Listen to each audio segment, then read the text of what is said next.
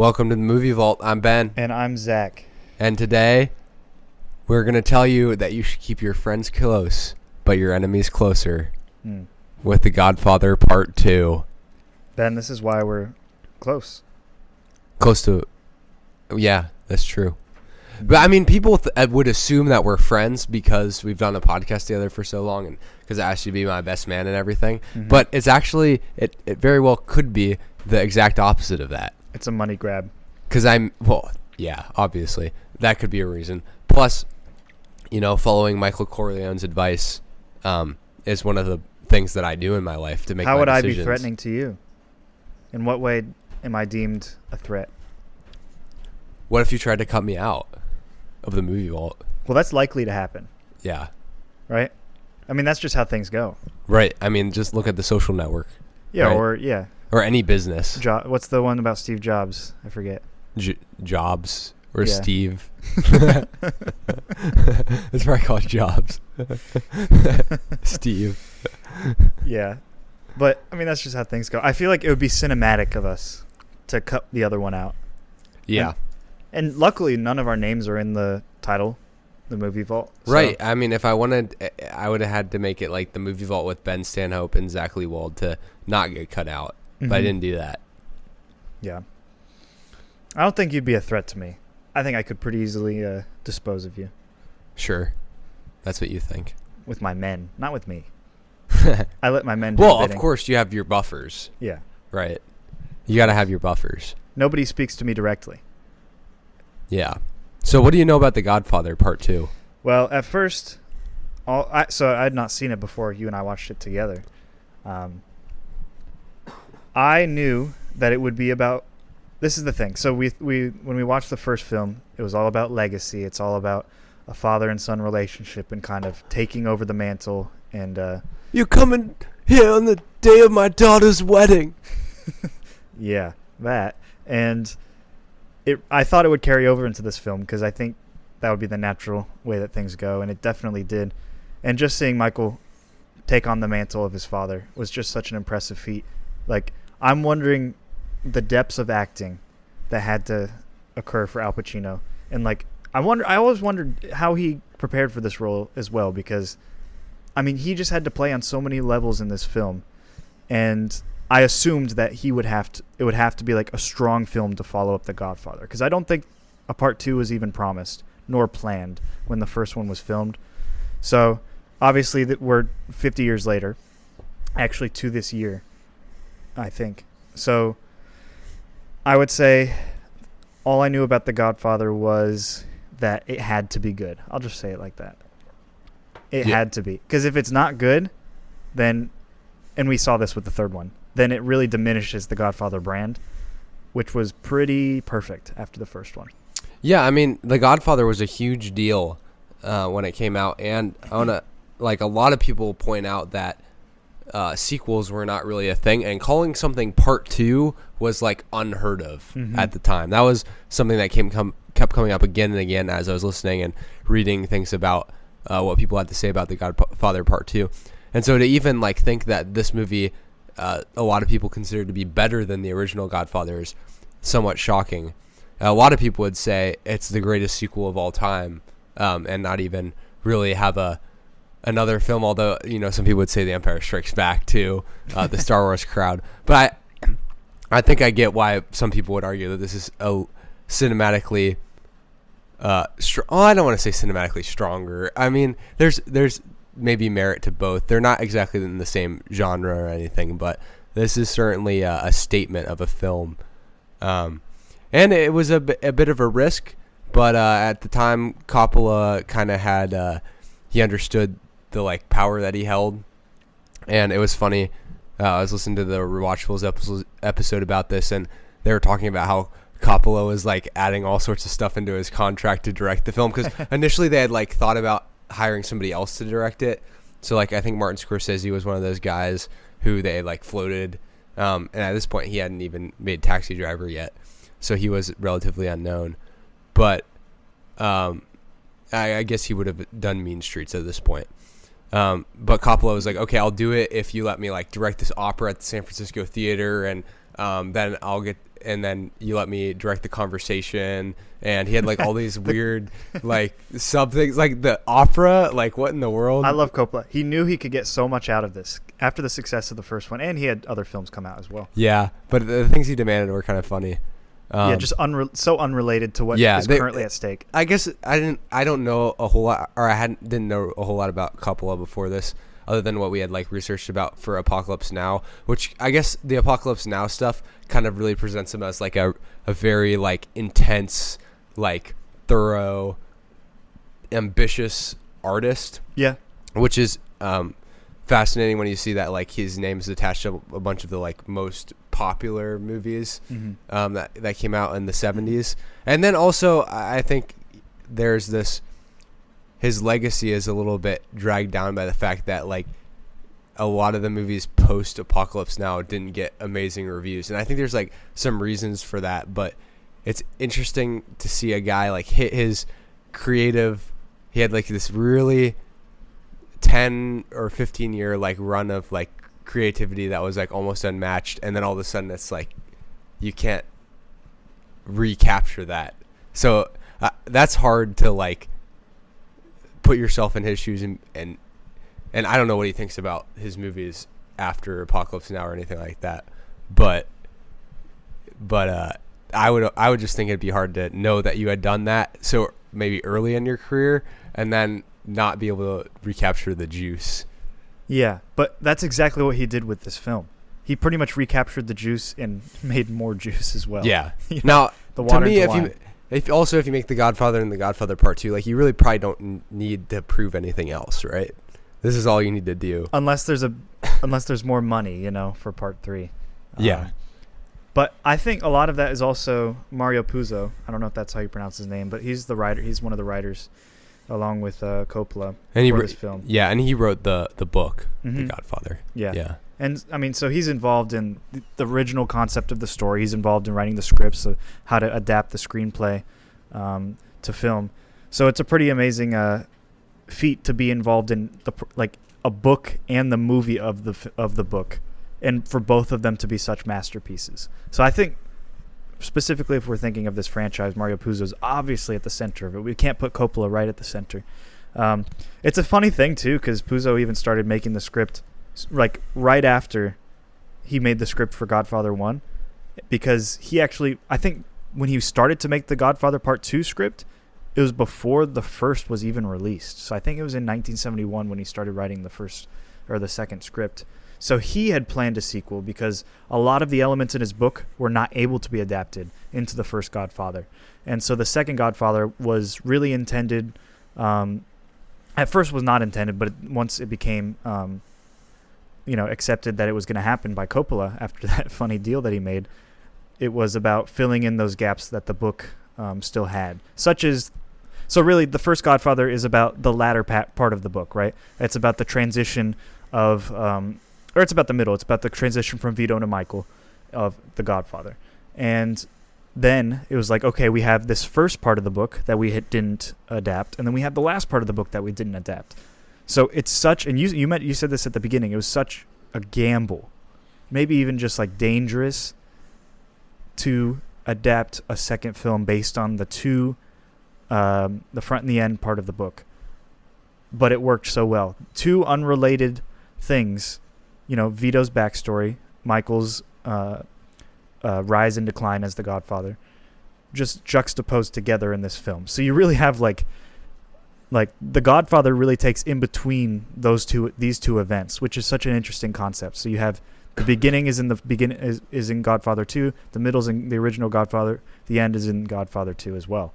So, and especially when the two stories don't necessarily converge and they're completely separate the entire film, and yet you're not really. I never felt like I was fighting to go to the other story. I always felt content in the story that I was in. And in many shows, I think of the show The Arrow, where they had so many backstories throughout every episode. It was never just the present. And there are many other movies that just have these interwoven backstories throughout the present or the future or anything like that. And I always or maybe even it's just, we could say it doesn't even have to be a time thing. It could be just between different storylines. Like, I really like this storyline. This storyline didn't work for me. You know, you have the A and the B plot. These were both A plots. And I'd say the Michael was a little bit more emphasized, the Michael storyline. But they were both so good that I did not feel like I was bored in one of them and wanted to return to the other. In fact, every time it switched to the other storyline, I'm like, oh, already? And then it would switch to the other one, and I'd be like, oh, already again? But I was happy to be in both of the storylines. And that was a gamble, and it worked so well because of the imagery between them, right? You have, in the big sense, sorry, and I'm talking a lot, you have, in the big sense, the rise of Vito and the fall of Michael. And it's so symbolic, and it's so, yeah, it's a touching story. And it's, yeah, what did you think? Do you kind of agree? Or I know you're coughing up a storm over there. Yeah, I'm overcoming a bit of an illness, so I apologize. Trying to get some water over here. But but yeah, I 100% agree with the gamble, the fact that this is something that hadn't been done in the way it was done before. Also, in the first part, it's mostly in Italian, so that's also interesting. Robert De Niro doesn't say that many lines. He says one line in English, I believe, in the entire first half. So there's a lot of sort of idiosyncrasies with the movie. Another thing to consider You're dying over there. with the whole Godfather and Godfather Part II thing is that I just looked this up. The Hays Code was the code that established what you were allowed to put in movies up until 1968. And the reason they had adopted this code was to stop the government from officially censoring movies. So in the 1930s they adopted this so that there wouldn't be lawmakers saying this movie's banned and that movie's banned. So it was just you had to portray certain characters in different ways. So before 1968, the government had some kind of say in every It movie? wasn't the government. It was Hollywood technically. So the law could affect film? Yeah. It was a little bit indirect because they adopted the Hays Code so that the government wouldn't make a law or establish a law. So it was a code that. So theoretically, there's movies outside of the Hays Code, But so the Hays Code is not a governmental legislation. No, so it's a it's third party. Yeah, it's between. I would imagine it was between the unions. Oh, I see. And the Hollywood industry. So I'm talking about movies within Hollywood. Mm-hmm. So I'm sure there was movies that were made that were outside of this code.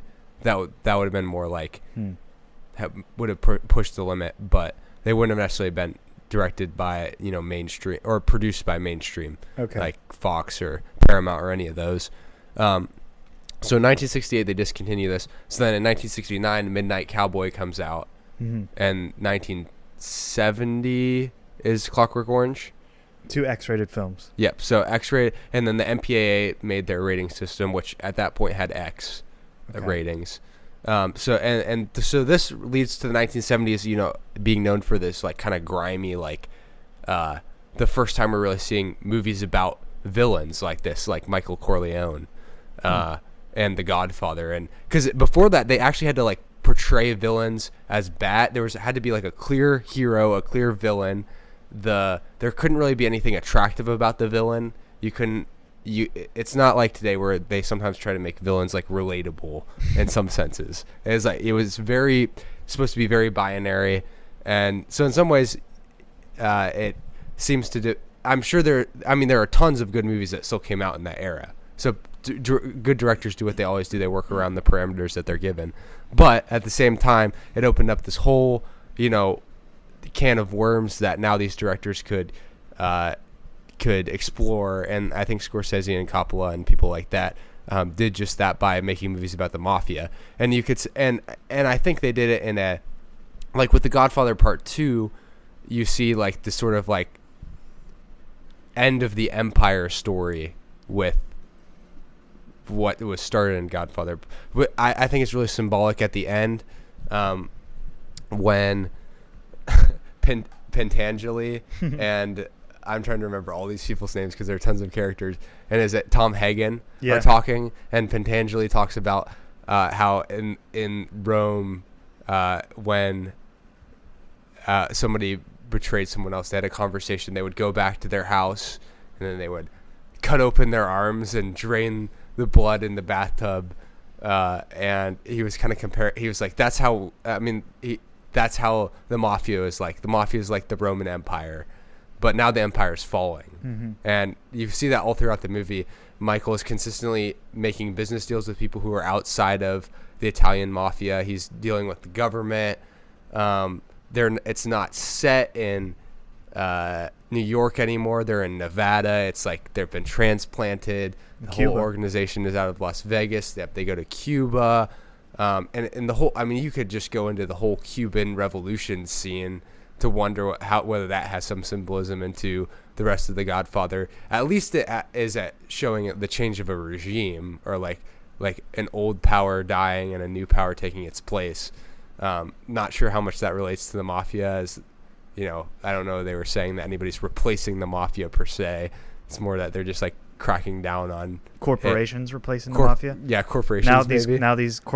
These executives in their offices are the new mafia. But like sort of the glamour of the mafia that is shown in The Godfather is that it's this very, it's illegal, and they like kind of people within it kind of acknowledge that they're doing illegal things. But if you remember in the first movie, they talk about they don't deal drugs, and it's a big deal. So there's sort of this like moralistic standard to the mafia at the same time, but and there's the showiness and like the way that we do business and this Italian pride, and the way that we take care of our family. But then I think Coppola kind of attacks like the hypocrisies within that at the same time, because he shows how people will say that they're making decisions for the good of others, but then there's killings happening, and for Michael, he starts to pretty much cut off everyone in his family by the end of the movie, and his own wife, His own brother. And the only person who's kind of left is his sister, and that's only because she kind of needs him to survive at this point. So,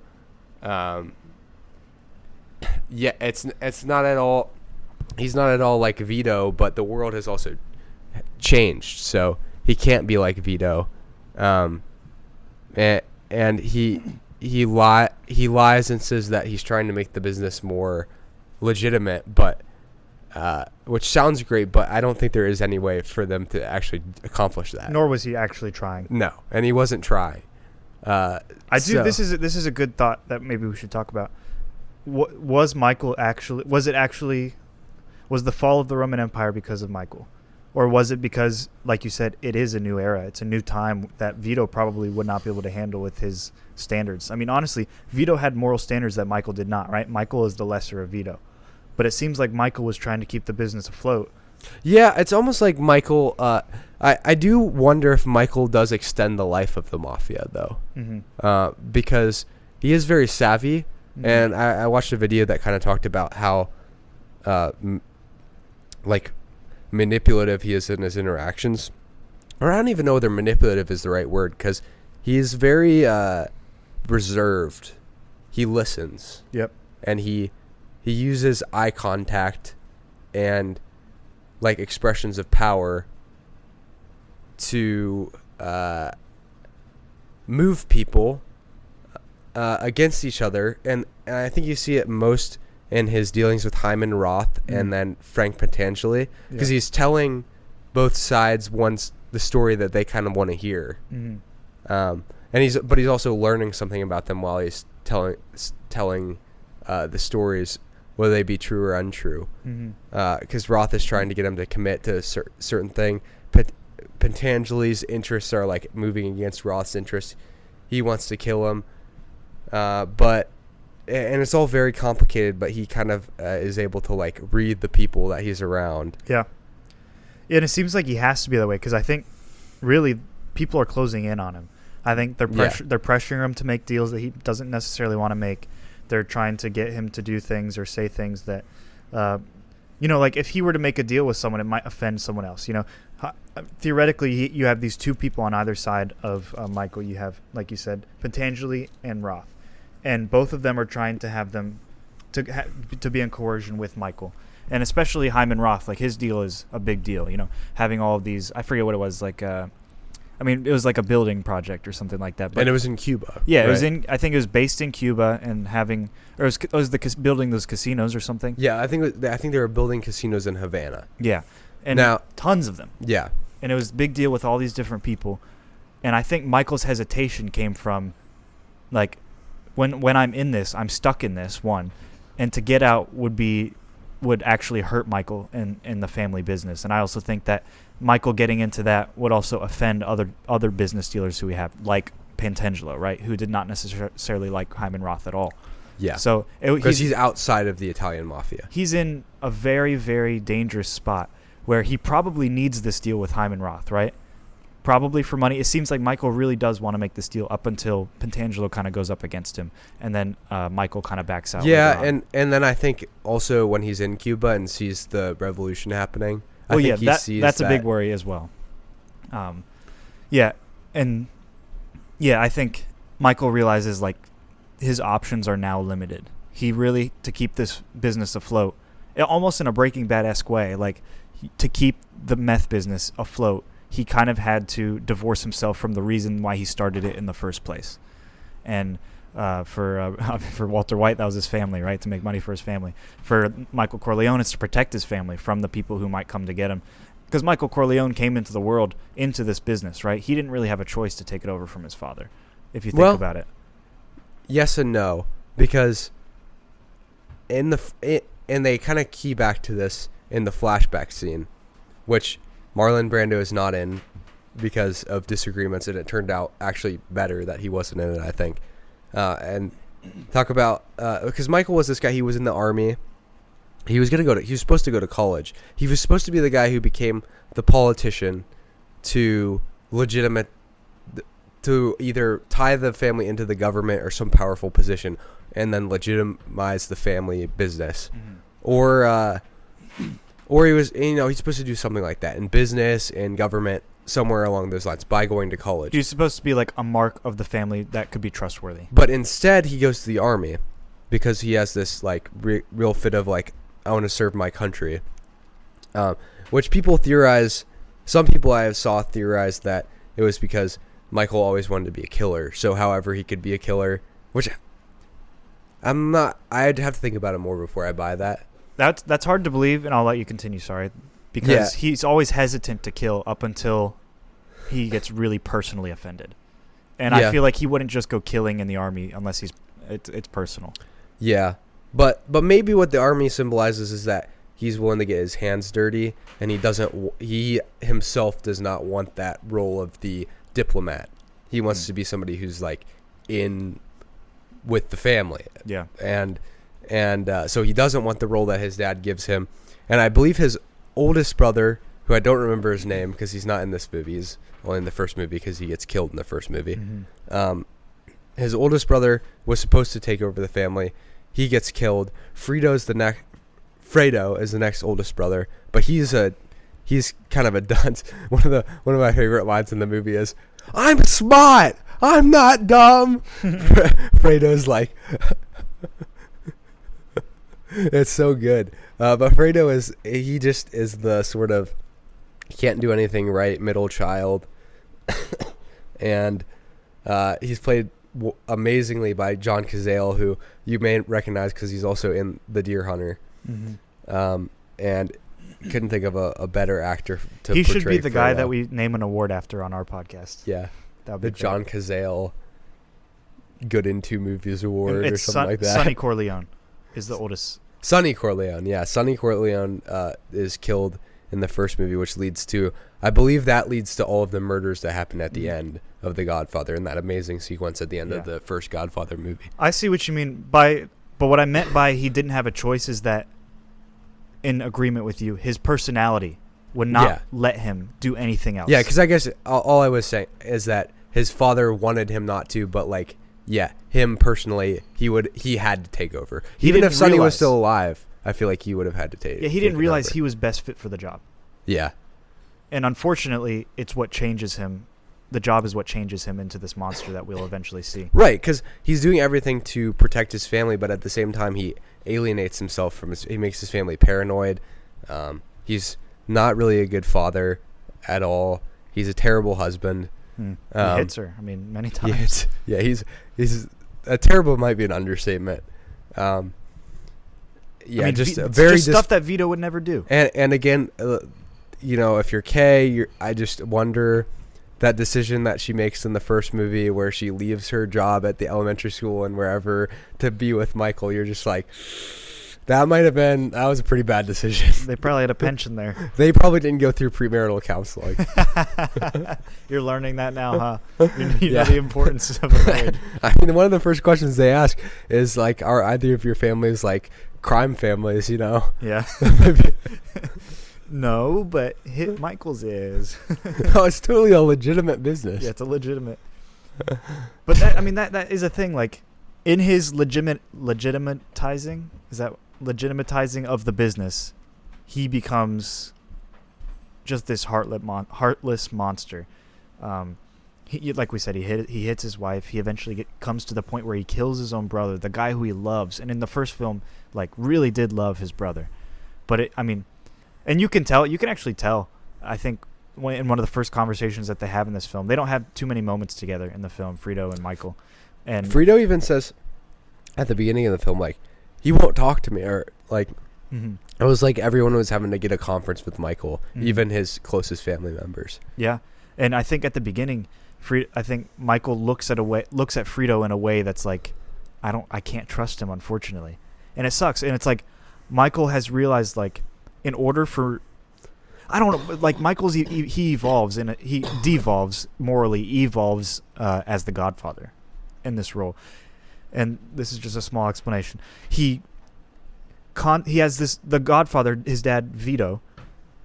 The Godfather protects everyone in his circle, right? His family, his friends or family. He even has Tom Hagen in there, right? Mm-hmm. Just these people that he loves and respects and would do anything for. They go to him for advice. They go to him for help. They go to him for anything, right? Whereas, and Vito found a way, and maybe it was just easier in Vito's time, but Vito found a way to do that. Michael, however, it seemed like he was put into positions to where he had to make his circle much, much smaller to stay afloat. But also, Michael cut people out of his circle out of his own pride and fear. Yeah, true. So I think Michael was the best fit to be the Godfather after Vito, but Michael was also a little bit unstable, to where when he takes on that mantle, he just kind of breaks down the entire family business bit by bit by bit, and then it culminates when he has that fight with his wife and just kind of kills his brother right after that. Right. And yeah, you could say he could probably have done more to try to include Fredo in the business. But I'm saying that's tough. I wouldn't trust Fredo either. He's kind of irresponsible. Well, yeah, he's a dumb guy. He's super dumb. And the fact that, he was involved in the hit on his brother. So that's why his brother felt like he had to kill him. Now, that's a good question. Do you think Fredo actually knew it was going to be a real hit on him? That was a big debate. That was a debate on the Rewatchables episode. And I don't know whether they came to a conclusive theory or not. I would say no. I don't think. I don't think Fredo strikes me as a guy who's stupid, but isn't necessarily. He got pushed to the point where he felt like he needed to do that to kind of angle his way into the business. But I don't think he wanted to kill his brother. Okay. I can't imagine why he would want to kill his brother at all. Fredo, you broke my heart. I mean, that's a great line. And he kisses him. That was a very sad moment. Yeah. And that's when he calls to Fredo to escape with him, and Fredo doesn't. So he gets off the island some other way. And so do you think that's guilt? You wonder whether that was... I mean, it is guilt, but do you think that's guilt of him doing it or guilt that he is so stupid? You could say that's guilt, or you could say, or look at it more cynically and say he's trying to set up Fredo with a false sense of security. Because Fredo does eventually return to the family. Mm-hmm. And he's fishing with Michael's son. So it seems like he has some sense of security before the moment of death, which that might be the most, I don't want to say, it's weird calling it the best scene in the movie, but like Michael standing at the window watching his brother die. I mean, that it's just crazy like shot and moment. Yeah. And all you see is the gun. Yeah. You don't see the hand or yeah, and the fact that he stood there and watched it. It kind of it shows what he's become. Now, another interesting aspect of this film, I thought, as an addition to the cast, was Senator Pat Geary, who was who also played an interesting role, kind of like a Pantangeli role or a Roth role, where he's another guy that's involved. And I think at the beginning of the film, Michael's actually pretty interested in legitimizing the business, and he does this through the senator. And he's played by G.D. Spradlin. I don't know. I don't really know what else he's in. But so as he's in these dealings with the senator kind of gives him leeway in many different things as long as he provides for the senator as well. So they have these underground dealings that are going on to improve each other's lives. And there's a little bit of negotiation that happens on both parts. But eventually, after the hit attempt, after that one party that Frito was involved with, the senator ends up getting kind of questioned for that and eventually is cleared. But I think that's another, I don't know, like, what do you think that added? I always wondered, like, what did he kind of add to the story in general? Because after that, he's not really in the film. I think that beginning scene is sort of the key Senator Geary part, because it shows, in one sense, he's like shaking hands with Michael Corleone. He's saying this, and then he goes into his office and he goes on this like racist tirade about how he hates Italian Americans, which kind of comes out of nowhere. And he totally, I mean, he doesn't respect Michael, and he doesn't think he's dangerous. Because if he thought he was dangerous, he wouldn't say those things. So he thinks as a senator that he's ungettable, which might kind of be true. And I also think he thinks that no matter what he says, Michael will agree to his terms, which Michael doesn't. He says, I can give you my answer now, if you'd like. Or remember, as he's walking out the door. Yeah, I want to say that, and I want to say that to someone in my lifetime. Doesn't he say like, I'll give you absolutely nothing? Or he's like, this is my deal, nothing. Yeah, something like that. Yeah, and it's a good line, and it kind of, I think it gives Michael a chance to like stand up for himself and show his charisma against this guy. And then they have that scene with Geary at the brothel, which is like kind of, I forget how it fits in the movie, but like he's killed a prostitute. Remember this? This is in the movie. I just remember, it's crazy. But I guess Fredo runs these brothels in Nevada, and Geary, I don't know what happened, but and he's like, I don't know how I did this. But well, we don't know how it happened, but we also do. Yeah. But I think you said he doesn't fear Michael, but he eventually learns to fear Michael, because even in the court proceedings that follow, he's kind of the one sticking up for Michael. Like, you really can't convict this guy of anything. And maybe they were trying to use that brothel scene as the like maybe they have some blackmail against him now. Yeah. So, but that ties into like why he respects Michael. He understands the game. Yeah. Maybe he didn't understand the game before, but now he does. And I think that goes along with like, things are getting more complicated. Vito would have never associated with anyone like that, I don't think. Yeah. I think Vito might have associated with maybe a more trustworthy or lucrative. Well, I don't know that he would have had connections to a senator, though. Probably not. Because it seems like that's what they were trying to establish Michael to be to begin with.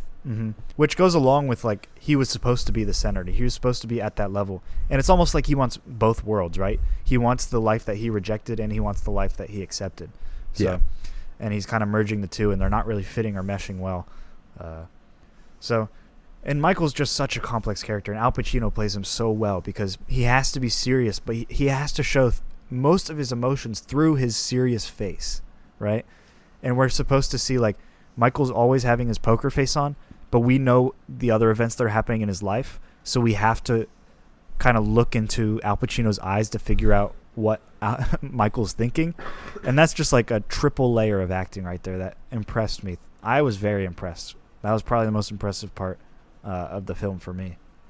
So, and then also Robert De Niro, just a golden actor. Like, I can't believe he learned all that. Did he know Italian or not? Not really. No, he studied all of that. So like, yeah. that just like the fact that he played in Italian, and it really seemed like, I guess I don't know that many Italians, so I can't be the judge of that. But to me, a standard American citizen, it seemed pretty authentic. That was his announcing role.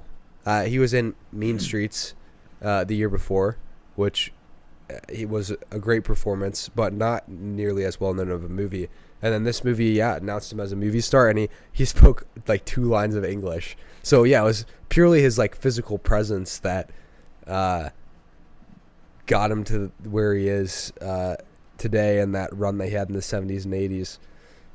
But it is interesting, the Vito parts, which we really haven't talked about yet, because compared to the Michael Corleone storyline, the Vito Corleone storyline doesn't necessarily have as much of it has a little bit of an arc, but it feels a little bit different from it's more hopeful. It's not these like different people, all these different people in this puzzle that with Michael Corleone at the center. It's more about a guy finding his way and establishing himself and not being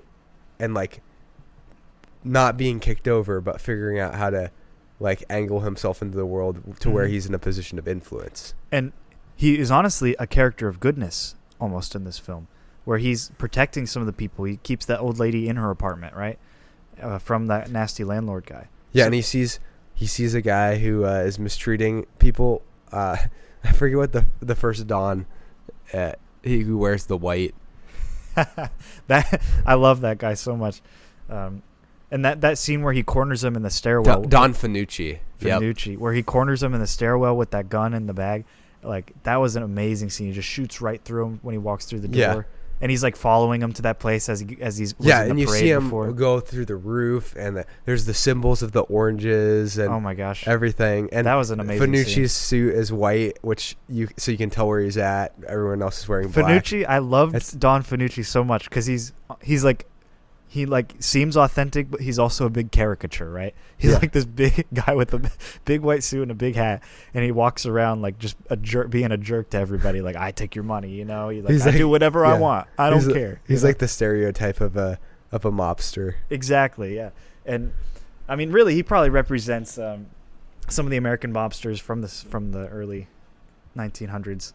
But I found him to actually be extremely hilarious. But Robert De Niro like plays so well in this role because he's playing this inexperienced kid, right? Who kind of starts noticing how the streets work and who the guy is that's in charge.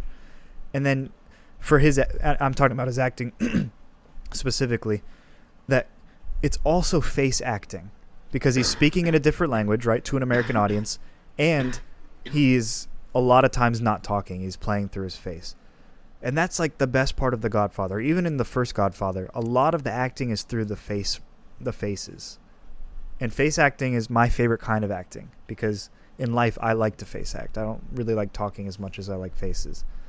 And that makes the details in this film extra important because when you're noticing like every situation and noticing every scene and noticing what their faces are within each of those situations and scenes, you can really tell like what the theme is in that scene based on their face, and it's an amazing thing.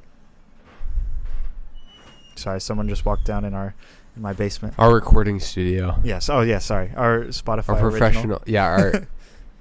Our Spotify owned recording studio. Yep. No, I'm just kidding. Yeah, and I also think of that like scene with Don Roberto, or not Don Roberto.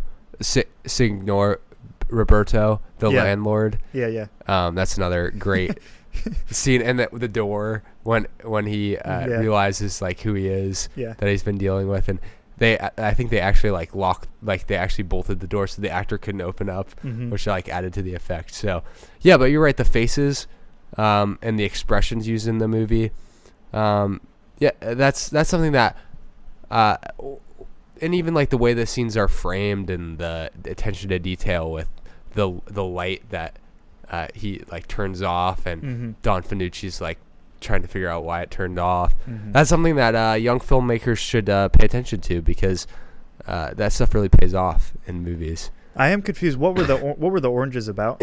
I know there's oranges all throughout The Godfather. Yeah, that's something that comes up in a lot of the reviews, but it's supposed to symbolize there's some sort of Italian symbolism with it, I think. Correct me if I'm wrong. Did someone eat an orange with the peel on it in this film? I believe that did happen. I think it was Don Fanucci. Oh, okay. And then Robert De Niro is also holding the an orange. very credible source of Screen Rant says, oranges can be spotted throughout The Godfather, and they always appear before character deaths or other shocking tragedies. Vito Corleone so in the first movie, Vito Corleone buys an orange in the street before he gets shot. Yeah. If you remember that. I think it's almost like it happens a lot more in The Godfather Part II with the oranges, or at least you notice it a couple of times. And I think it's almost like Coppola doubled down on like the imagery from the first movie, so it like mythologized like the movie in a sense. So it maybe didn't have incredible depth, but it was like a tool that was used to like portray certain feelings of like foreshadowing ill or like bad events. So when Vito buys one in the street, that foreshadows that Fanucci's going to eat one with the peel on it. I mean, that's really why he got killed. You can't be doing that. Yeah, it was the citric acid. Yeah. No, yeah. Yeah, just so, which storyline did you prefer? I think it's hard not to say the Michael storyline, but there's something like very nice about the Vito storyline. Mm-hmm. It's like almost a more hopeful theme. Like this guy's like, he's the Don, but he's nice. And when he takes on the role of the Don, because it's the transition of Vito to the Don, and it's the transition of Michael to the Don. Yeah, and it also does go full circle, because it starts out as him as a kid, and he's kind of portrayed as like a little bit dumb, but I think that was on purpose so that the guy didn't kill him, even though he still tried to kill him. Mm-hmm. But there's this village Don. His father gets killed. Then he goes to America. He becomes Don of like this area, to the point where he has connections back to Sicily. He goes back to Sicily, and they're like, we're gonna make this deal with this guy. Who's the guy he's making a deal with? It's the Don that killed his father. And then what's he gonna do? He's gonna shoot him, and he shoots him. And so so he won about the mafia, but they had a they had a real justice. It's a real sense of justice, you know. When it worked out for them. Yeah, when it worked out. Because if you think about the original Don who killed Vito's father, probably did it because Vito's father did something that was against him. So that was like the sense of justice. But and he even said, this kid is gonna kill me if he stays alive. Yeah, which is what happened. He stabs him right in the stomach and just pulls it out, and it's kind of gross. But that's right. He didn't shoot him. He killed his mom too. So he did kill his mom. I mean. Yeah. I don't know. It's put yourself in their shoes. It's hard to like get back in that position. I don't know. You're a crime family, so of course you're gonna enact some vigilante justice. It's just gonna happen. I just love the idea of these hitmen or these the buffers going out in the streets and saying, "Give me Vito Corleone. If anybody is housing Vito Corleone, they'll be killed." Yeah, it's like a kid. Yeah, kid. He's like 7 years old. I just love that the Don was. He was smart. He's like, this kid's gonna come back in like 20 years and kill me. He was thinking very far ahead, almost in the same way that Michael's thinking. You know, he's thinking like, I must cut out any threat that might possibly come to me ever again. And he's thinking Fredo. He's thinking of, I think he even thinks of how do you say it again? Pantangeli. And Hyman Roth as well. And eventually, they meet their demise, either directly or indirectly. So that's what it is. Like, keep your friends close and your enemies closer. That's all that this movie really is, unfortunately. But the biggest, what do you think? I have a theme in my head that I think is the biggest. What do you think the biggest theme is? Well, I'm sure there's a gazillion themes you could think of, but I still always come back to the fall of the Empire as like the huge theme of the movie. And just like sort of it's a statement on there's a little bit of a statement on organized crime, or like any sort of thing like the mafia, where Or, I mean, you could probably expand it out to countries or countries that find themselves in a position of power, that there is a time for them, but it only lasts so long. And the reason for that is both because the people who make it great don't live forever, and because the people around and that time changes things and culture changes, and unless there's some incredible adaptation to that change that is like very, very difficult to achieve, that won't happen. Plus, you also get leaders who are prideful and selfish, and then that will also diminish the power of a once great thing. So power. Yeah. I think power is one. Yeah, I think power is.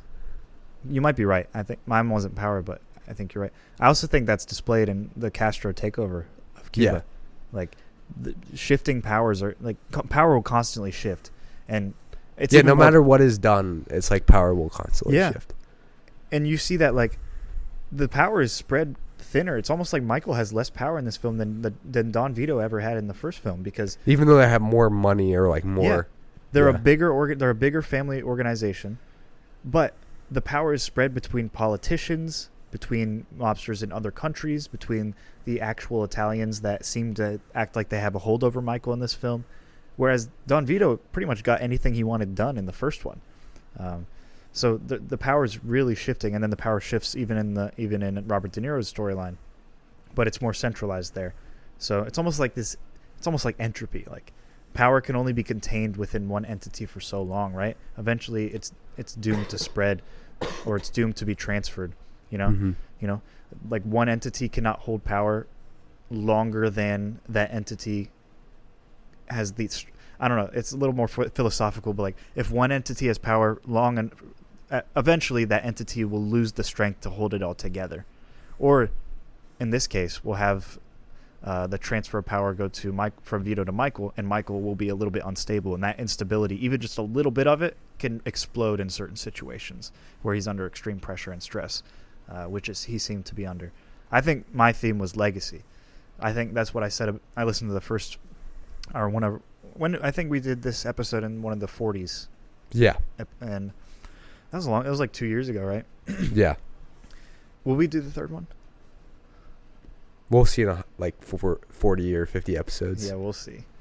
I thought about it. I was like, people really don't like it that much. I think we can at least watch it, but yeah, we'll see. Yeah, we'll at least watch it. Record it. But the legacy, I think Michael was a little bit concerned with legacy. I think he was concerned with like his father's image, who he did look up to despite their problems. He wanted to kind of be the guy. He wanted to be the one with all these deals, and the other people submitted to him. Hyman Roth, that guy. I can't even say it anymore. Pantangeli. Potentially, yeah. And the senator. He wanted all those people to kind of be subservient to him and have all of it at once. He wanted it to be a legitimate business. He wanted those three dealings to be under him. He wanted the perfect family, right? Because he was having another kid as well. He wanted all of it at once, maybe in a more ambitious way than Don Vito ever had, right? He was constantly expanding. He's constantly thinking of the next deal. He's constantly thinking about, like, what threats do we need to eliminate, which is what a good mobster might do, right? But he was never content. He was always thinking about his legacy. He was always thinking about, like, how can I be better than my father? How can I be the guy, that everyone comes to, the Godfather that everybody talks about?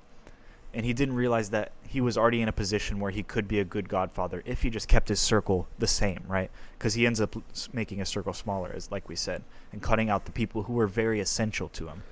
And it's almost like Vito was only Vito because of his circle, right? And I don't think Michael realized that. I don't think Michael realized that the Godfather isn't just the Godfather. The Godfather is only the Godfather because of the people he has around him. Right. That's why the very name, the Godfather, implies a family, right? So that's why and I mean, Italians, they love family, they love Catholicism, they love, they don't trust any other institution, right? So for them, it's like the inner circle is the family and people within the church and the family. So Godfather combines the trust in Catholicism, the trust in family, and he doesn't realize that you can't do Catholicism, you can't do family by yourself. And when he starts cutting out these people is when he starts to fall and his demise is sure. So I think legacy is a big aspect of it. Whereas Vito really valued his family, right? He had he had Frito born, he had Sonny born, and he was very committed to them, right? He would play with them and hang out with them. He wasn't a horrible father. He was a good father, as far as we know, right. to the standards of this film. And he was a good husband, as far as we know. And that's the way he builds his Godfather community, is by serving the people in his community, right?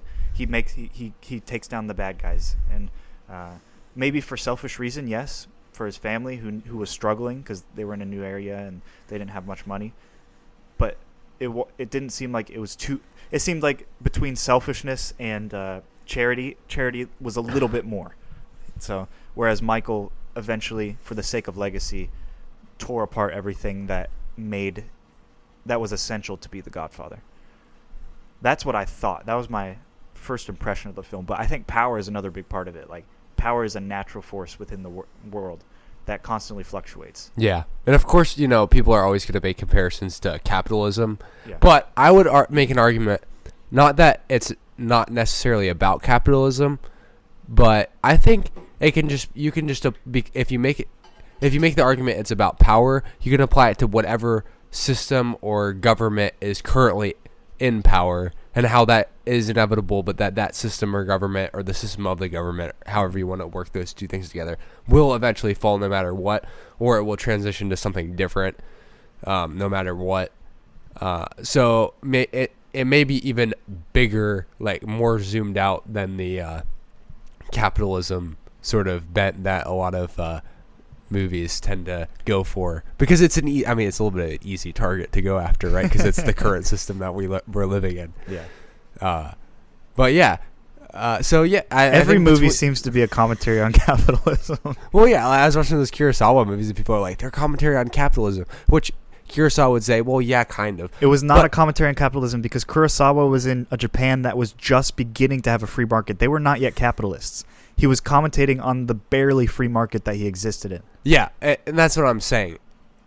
You could say a movie is about capitalism, but it may be sort of erroneous to say that, because it may just be about the world that it's set in. Yeah, and like we say, there's no perfect system. Which in a lot of Western societies is capitalism, so sure. The movies are going to include that. Now, if you want to include like movies that are like blatantly anti-capitalist, like Triangle of Sadness or something like that, then yeah, those movies are about how capitalism is bad. But we're not talking about those movies right now. Although I heard that film pretty much blatantly says capitalism is bad in a thesis in the film. Yeah, it's just over the top, I hear. Yeah, I didn't really like it that much, which is disappointing. I have another movie by that director on my list this year, so hopefully he did better in that movie. But maybe I'm just wrong, or maybe I'm going in with too high of hopes. Yeah, we'll see though. People can change. Yeah, this would have been that he was better and then he changed for the worse with Triangle of Sadness, but because that's his latest film, is Triangle of Sadness. Yeah. Okay. Yeah, the other one is Force Majeure. Okay. All right, so another interest in the like accolades aspect of this, Godfather Part II did win Best Picture. Francis Ford Coppola won, which is a Coppola or Coppola. I hear people pronounce it both ways, but however you want to pronounce it. I'll do one, you'll do the other, so we cover all bases. He won. Best Actor, Al Pacino. He did not win. So this was a very controversial thing. Who won that year? Art Carney. In what? In Harry and Tonto. Now, here's the thing. Art Carney is a very good actor. I know this because I've seen him in The Honeymooners, which is call it my dad's favorite show. It's from the 1950s. As a very, very influential comedy starring Jackie Gleason with Art Carney. Art Carney plays like the dunce in the show, and Jackie Gleason is also a dunce, but in a different way. And it's a great show about two like really poor couples, and the one couple is Jackie Gleason, and it's a hilarious show. And they get into all these goofy shenanigans, and his wife gets mad at him, and he always apologizes at the end and says, "I love you, baby." It's great. It's a great show, and it's very iconic. But I don't know that Art Carney, for as great of an actor as he was, I've never heard of or seen Harry and Tonto. I just kind of doubt that it was a better performance than Al Pacino in this movie, even though as much as I love him. Yeah. I mean, I told you my favorite part of the film was Al Pacino's acting. Yeah. I've never seen acting like that before, so. Yeah, so a lot of people call it one of the greatest performances of all time. Yeah. So. Well, I'm glad like I have. Okay, this is the tough part. I'm glad that people say that it's one of the greatest, so that my taste is maybe good. But it's also tough because I don't want to agree with the majority at the same time. Yeah, I guess the sort of the critics' conundrum there. So, but some things are just so good like that everyone has to agree with them. Kind of like with The Godfather and The Godfather Part II in general. Kind of like pizza. Yeah, like pizza's actually good. Or the Beatles, everyone has to agree that they're good. I think so. Some people don't, but usually they haven't actually listened to the Beatles that much. And Inception's a pretty good film. Okay, yeah, fair enough. In in the grand scheme of things, Inception's a very good film. And Citizen Kane's a pretty good film. Citizen Kane's good. Did we maybe talked about this on the podcast? Maybe we didn't. But that no matter what you say, you sound stupid or pretentious. If you say Citizen Kane is good, you sound like pretentious in that you really don't know much about film. If you say Citizen Kane is bad, then you sound pretentious. If you say that Inception is good, you sound like an idiot. If you say Inception is bad, you sound pretentious. Yeah, so you can't have it both ways. You just can't have the perfect middle ground. Mm-hmm. Well, you could just say that. I think when people say Inception is bad, all they're saying is that it's like a 8 out of 10 film instead of a 10 out of 10 film. Yeah, I'm saying, which I would agree with. I'm just saying that sounds pretentious. Or a 7 out of 10. You're acting maybe. like you know everything. Yeah, it does sound pretentious. So no matter what your commentary is on those films, you sound like an idiot or a know-it-all. Right. So let's just. So maybe you just got to lean into one or the other. Yeah. Just be the idiot or be the know-it-all. What are you going to lean into on both of those? I like to lean into being the know-it-all. Okay. But Neither maybe of them are sometimes good? I sound like the idiot. No, I like Citizen Kane a lot. So you're going to say it's the greatest film of all time? I'm not going to say it's the greatest film I'm of all saying time. Specifically the statement that both of those are the greatest film of all time. Because half the Inception population is not the greatest film of all But time. I'm saying half the population, for their favorite film, it's between those two films. That cannot be true. Oh, no, Ben. Maybe half the population in my life, Yeah, maybe. I'm saying I would say it's inflated. Godfather and Godfather Part II are probably both much better than Citizen Kane. Yeah, I would agree. I'm wondering, would you go so far to say? I still gave Citizen Kane 5 stars, but I kind of want to go into this reassess my 5 stars mode. Okay.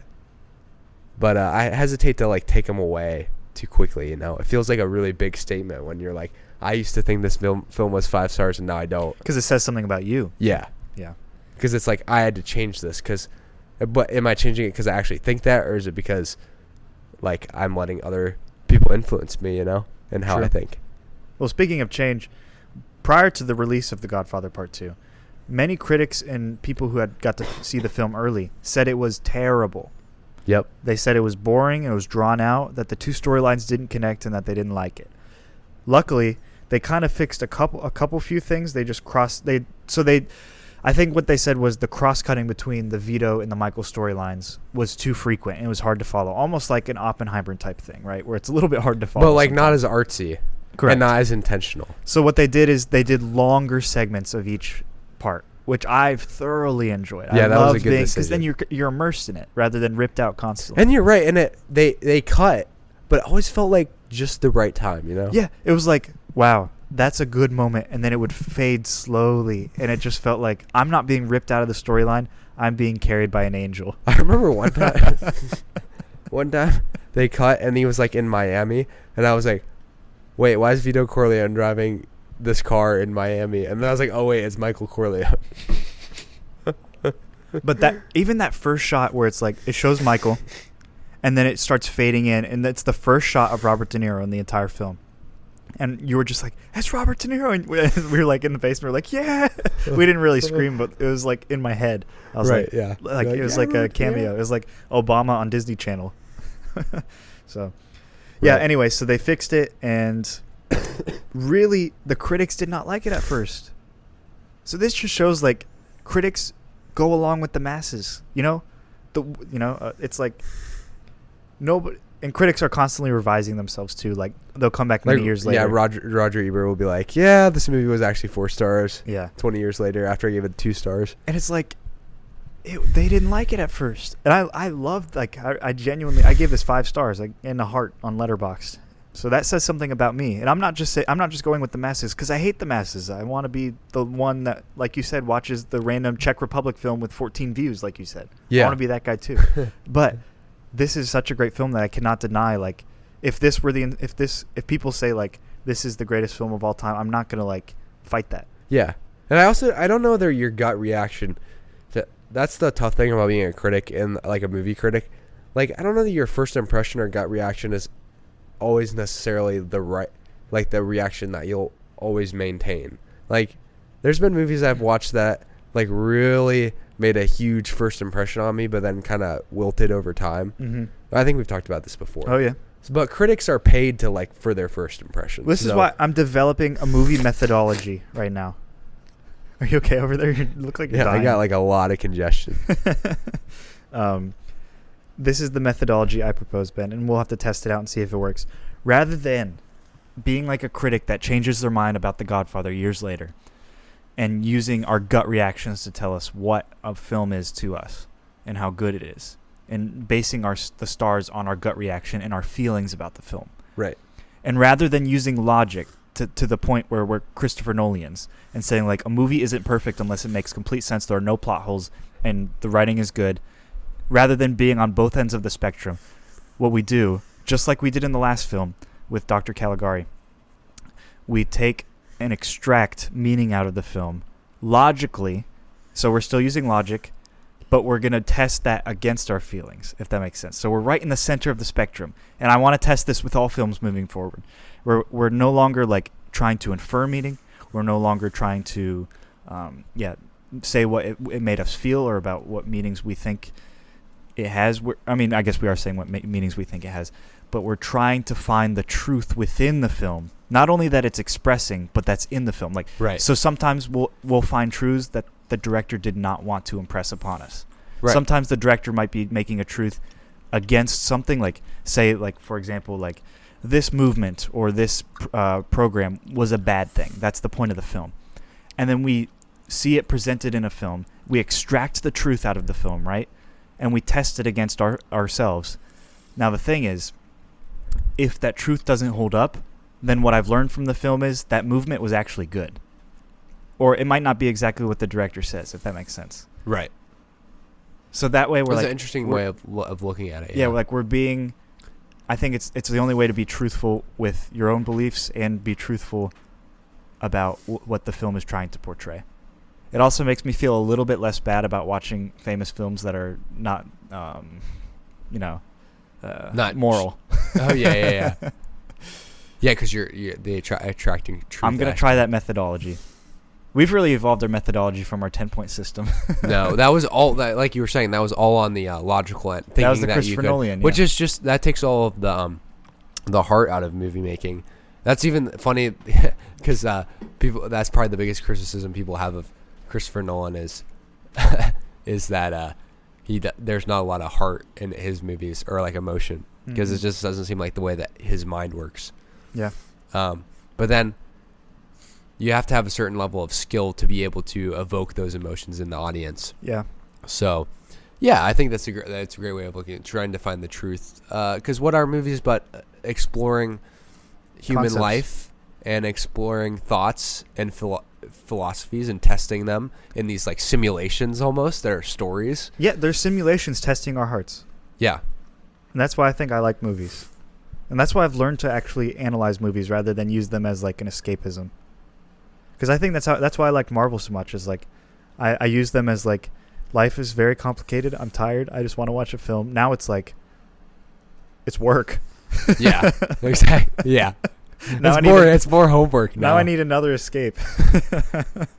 I guess you got to try drugs. Yeah, I guess so. All right. We do not condone that. Let's do some. Because we are sponsored by. That was hyperbole. Yeah, we're sponsored by Hedman Anglin Agency. So to check out all your car, auto, home, and business insurance needs, we would challenge you. Yeah. Yes, we would challenge you to call Hedman England Agency at 614-486-7300. That's 614-486-7300. And make sure to tell them that tell them that Ben and Zach sent you from the Movie Vault. Mm-hmm. And to give us a little bit of commission. Mm-hmm. All right. They are a family business as well. They are a family business, but they're not a crime business. Yes, they are totally legitimate. Yes. Without quotation marks. All right, let's do some movie highlights. Ben, tell everyone what you watched this week. All right, so this week I was sick, and I still didn't manage to watch a full feature-length movie. So I don't know what that says about me. I was sleeping a lot, though, so made it hard. Well, before I get into the movies, I did watch a couple episodes of Twin Peaks Season 2. You did? I did. You have to tell me. I'm on like episode 7 or so. Oh my gosh, can you let me know next time? Yeah. I need to know what episodes you're on so I can follow along. Which one are you on? I haven't watched the first one yet. I have 7 episodes to catch up on. Yeah, you gotta watch 7 episodes. Great. Well, I feel like I can comment on it without messing with any of the storyline. It's David Lynch. Come on. Twin Peaks. I've been reflecting on it, and it is such a well-made show because it is a soap opera. The show is a soap opera. The way the characters interact with each other, the romance storylines, it's all very. Everyone cheats on everyone. It's like I like think we you're talked watching about that like 2 years ago when we watched season 1. We're like, no one is faithful. There's so much infidelity in this film. Yeah, it's like General Hospital or any of those soap opera shows, and everyone's talks very weirdly, but it's got this extremely dark underbelly, which is like typical of David Lynch, and he also shows just like the deep depths of like human depravity and perversity. I mean, there's no other way to say it other than like perverse. Like there's no other way to say but total things, depravity. yeah, referenced in the movie about like what humans do, and of course there's like the sort of mythological element as well that I don't even think I've gotten to as much of. I think they'll get to be more and more as the show goes on into season 2. But I don't know anybody else who could pull it off. Also, the show's like PG and was showed on ABC, which I think is hilarious. Which is not PG. It's a Lynchian soap opera. What greater statement could be made? Yeah. So it's just a very amazing show because in some ways, some scenes you watch it, you're like, that's the corniest thing I've ever watched in my life. But then you realize that there's a reason why it's so corny. David Lynch knows what he's doing the entire time. Yeah. And on the spot, he has random thoughts in his mind that he adds to the show. Oh, he's also in the show as a character. Yes, he is. Yeah. So that's fun. But yeah, I watched. I caught up on Jorge Meles. I don't know how to pronounce his name. You said you caught up on him? Yeah, I caught up on his movies this week. He made like 150 of them, so I watched 4, totaling up to one movie. Yeah, none of them are very long. Jorge Meles. Yes, he's a French filmmaker. He was really. All right, we gotta end this episode. He was a pioneer, and I watched 4 of his movies. A pioneer of movies. Yeah, a pioneer of movies. You can't just leave it at that. 1902, A Trip to the Moon. Zach already referenced it. It's a great movie. I didn't reference Iconic. him, though. I didn't say his name. I kind of felt bad. The Impossible Voyage, which is about a trip to the sun instead of a trip to the moon. Real creative. So A Trip to the Moon's a rip-off of that. And the framing of his movies is so amazing with like all the different characters. I love it. It's hilarious. One of my favorites of his now is The Astronomer's Dream.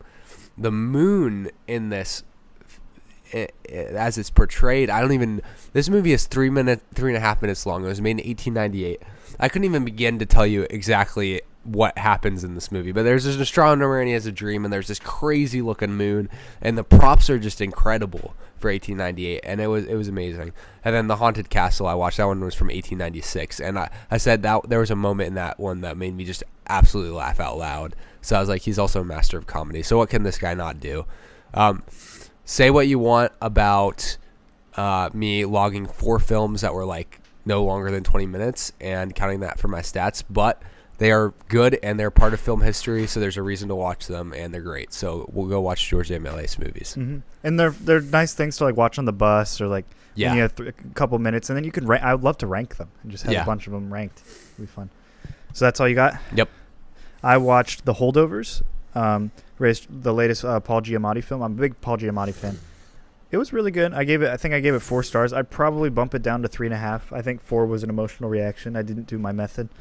I think, yeah, people say it's an instant Christmas classic. I would disagree with that. I'd probably watch it in the summertime. It just seems like for me, like a fun movie to watch that's heartwarming. It could be around Christmas. It doesn't have to be. Oh, this is Alexander Payne too, the director. Yep. And yeah, I think the acting in it was great by all characters. And it dealt with like tough subjects, like death of children and loneliness and legacy and like having bad parents and like what it is to be inside of a boarding school where kids are just sent off, So it was good. Paul Giamatti, honestly, an amazing actor. Amazing actor. I watched, again, George Méliès, The Four Troublesome Heads. Pretty cool. Something about him, he uses transition frames to like take an object out of the frame so it looks like it's just disappeared. And that's how he makes this film. It's just 3 minutes, and it's this guy that has 4 heads, right? He's juggling all 4 of his heads, and they're all singing at the same time. It's really fun. And it's just, he was known as the cinemagician. That's what they called him, George. Right, because the stuff he was doing was like looked like magic at the time. Mm-hmm. I mean, this was 1898. His explosions. He loves explosions. Yeah, and things would turn into other things in all the movies I watched. Like it's funny. He's really good at it too. Like he invented things that were staples of production for the next 100 years almost. And the best part, Ben, is like these are actually really good, like up to today's standards. Yeah, I would 100% agree. And I was even looking at like the way that the actors are like well, because the cameras, they have these scenes with that are very like far away, and there's a lot of people, and I always think it's funny to like look at what all the people are doing and how they staged it and all of that. Mm-hmm. I think there's a lot you can learn from them. Yep. And then the last thing I watched was I just rewatched A Fistful of Dollars. Just great. I love Sergio Leone, and after we did Yojimbo, like I noticed so many more things. Just like that's from Yojimbo. Yeah. Like every single moment, and it's like really. It's not a shot-for-shot remake. It's a scene-for-scene remake. So, like, Sergio Leone finds new twists. So, like, what I thought was, like, an original cool script is really an original cool script twisted in a fun way. Right. So, it added an extra layer of enjoyment when I rewatched it. So, that was great. When a man with a shotgun comes with the man with the 45, the man with the pistol's a dead man, is what he says. And then he goes up to the Rojo brother at the end, and he says that line again. He says, "Let's test it," and he ends up winning with the pistol. So just a great film. Yeah. So fantastic. That's all. I wasn't sick, but I watched more than Ben. Well, but I was excited. There's always a new week. This week I'll be in the hospital a lot, so I probably working. Yeah. Hopefully not for your sickness. Yeah. So I don't know whether I'll have much time. Hopefully I'll finish Bicycle Thieves. Then I can report back about that next week. Yeah, that's an old one too. That's on my watch list. Okay, that's a French film too, right? Italian. It's Italian. Oh, really? Mm-hmm. I don't know who the director is. I don't either. I mean, I know who it is. I just don't know how to pronounce his name. Okay. But yeah, first 20 minutes were good. Yep. So hopefully the last. Should we announce our hour and 10? Next week's film? Yeah. Next week we are doing Stop Making Sense, which is a concert film done by Jonathan Demme, who did Silence of the Lambs, and it's featuring the film Talking Heads. Mm-hmm. So it should be a unique kind of twist on what we normally do at the Movie Vault. Mm-hmm. And it's a combination of your two hobbies, music and film. Yep. And one of my, now becoming one of my favorite bands. Mm-hmm. So it's a big moment. We're about to watch it right now. So with that, how would you like to close the vault? Unless you have any last remarks. I don't have any last remarks. You're just going to cough and die. I'm going to close the vault. All right. Here we go. Stop. We're getting into ASMR territory. That's disgusting. It's like, imagine ASMR that's coughing. I apologize for that. That wasn't very professional. If you do ASMR coughing, that is... Psych! I'm not getting paid, so I can do whatever I want. I mean, fair. This is for us, not for them. Well, maybe. I don't know. But... Somebody just is never going to listen to our show again after I did that. Some people are going to get sick through listening to this. Yeah. It's going to come through virtually. I mean, who am I kidding? Nobody's going to listen to the virtual viruses are coming to you. All right. The vault's closing. You come to me on the day of my daughter's wedding.